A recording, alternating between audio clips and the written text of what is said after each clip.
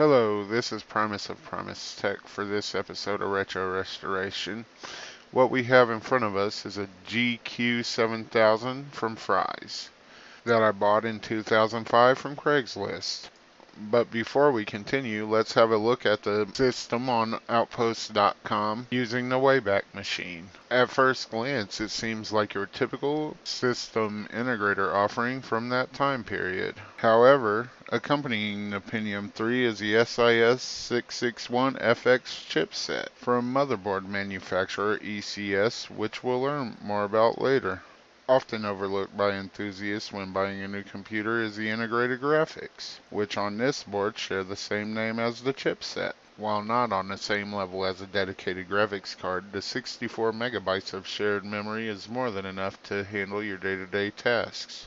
With 3 PCI and an AGP slot, a 300 watt power supply, multiple expansion bays, and numerous ports, USB, parallel, serial, front panel connections, this machine was one of the hidden diamonds of its time. All of this is only made possible by the star of the show, the motherboard itself. At the landing page for the motherboard on the ECS website, we are greeted by a picture and a bullet point list of the board's features, which when we dive deeper shows us that the board is a socket 478 and the name of the integrated graphics is Real 256E. Further down the page, we find that it has a flashable award BIOS and a plethora of features have been packed into a micro ATX form factor. Moving on, we see a press release on a SIS website tooting its own horn that its chipset is dominating the market with over 20 models for OEMs and system manufacturers. Of course, something may have been lost in translation, as this article was created in Taipei in 2003. And while that might not seem like a lot, you have to think that there were twice as many OEMs then as there are now. Continuing to dig through the SIS website on archive.org, we come across a 964 South bridge for our motherboard. The list of features it offers is expansive, even for its time, with the main one being the double pumped interconnect, which allows for a 1 GB per second transfer speed between the north and south bridges. It also has several standard features for its time, including SATA with RAID support, USB, and an onboard 100 megabit Ethernet connection. To summarize this, it means that the board was nothing to sneeze at. Moving on, the video card for our build is a GeForce 6200 running at AGP8X. It's really nothing to write home about, being 512 megabytes on a 64-bit bus, giving it a total bandwidth of 4.4 gigs a second. Even so, it will more than suffice for the task at hand. Next, we have a Prescott family Intel Pentium 4 processor. It's running at 3 GHz with an 800 MHz bus speed and 1 MB/L2. Its manufacture process is 90 nanometers and features up to SSE3 instructions as well as hyperthreading, giving you 2 threads on a single 32-bit core. Over on Intel Arc, they call it the Pentium 4 530, and we see that it was launched halfway through 2004. It's got a TDP of 84 watts and has 125 million transistors on a die that's a bit over a square centimeter. It has none of the advanced technologies or security features, but if we scroll back up, we see that it was ported over to the LGA 775 socket. A final note is the case temperature of 67.7 degrees Celsius. That's the temperature that the processor is allowed to reach before the computer shuts down. That means it most likely will require an aftermarket cooler, which we have. So now that we've gone through all the pertinent information, what we're going to do now is a bit of a fast forward. Here we're looking at the case before I disassemble it. We have a silver plastic front, a hidden compartment with USB and our audio on it. There's a DVD drive behind there and a 3.5 floppy drive. We've got a power button and a power light there. I mean, the case is pretty good. It's constructed well out of steel. Unfortunately, those slots in the back right there let a mouse in. Up there we have our power supply, 300 watt. Then we got our 2 PS2 ports, our serial, our parallel, our VGA, 4 USB, Ethernet and our 3 audio ports, then our video card, and finally our modem. I go for the screwdriver here because I'm too much of a noob to edit it out, and then I realize I don't need it. Here on the side I'm showing you that, once again, mice got in when this was in storage and kind of did a little bit of work to the case, and that's the main reason why I'm changing it out. Anyway, I switch over the view here to a top view, and we're speed editing.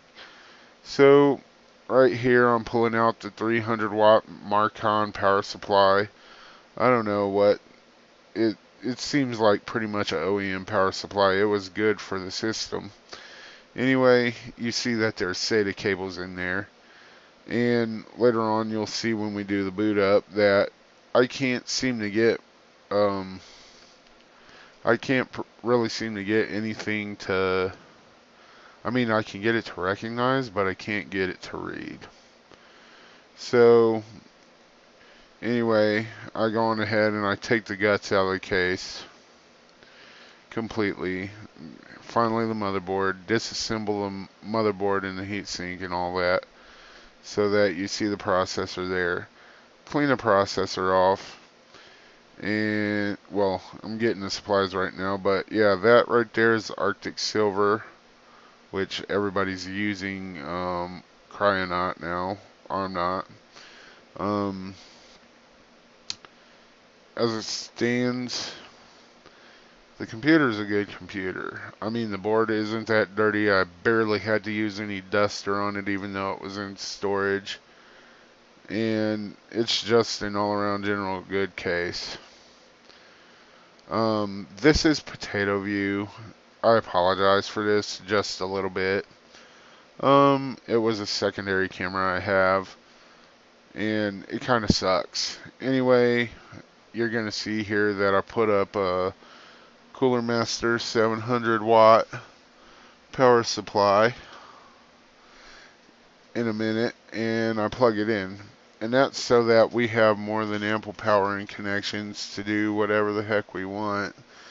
As again, I told you that the Marcon power supply that came with a computer in a case are pretty much OEM basic power supply, 300 watt for the time, which was enough to power the 6200.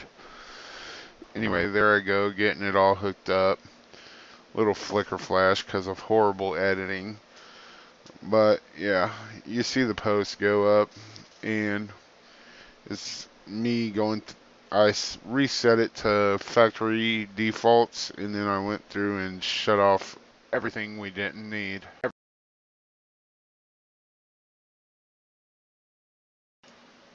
So now that we've completely torn down the other computer, you might be asking what the point is. Well, you see it in front of you. A couple of months ago, I picked up this machine, well, what I thought was a full-blown machine, at one of our local thrift stores. It's a big beige box, and it costed only 11 bucks. I thought there was a computer inside, but there's not. Even though it has DVD drive on the front, 2 of them. Well, I think that might be a CD-ROM. I haven't been able to tell. I haven't disassembled it yet. And we've got a floppy drive and a zip drive. And this is what made me think there was actually a system inside on the back. We've got, well, just for a moment until I took the time after I bought it to give it a secondary look. But down here we have a USB card, and here we've got a modem, and down here, out of frame,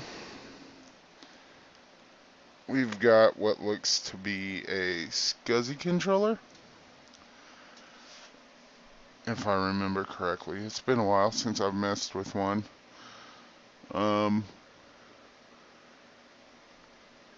Of course, we have our power supply, and it looks completely old and horrendous. However, in the next video, we'll be covering me putting this together. And we're going to have a bit of a treat for you, as I'm going to try and get both Windows 98 and XP installed on that computer so that I can start my retro gaming channel. Ooh, I just started Primus Tech and now I'm going to be doing Primus Place.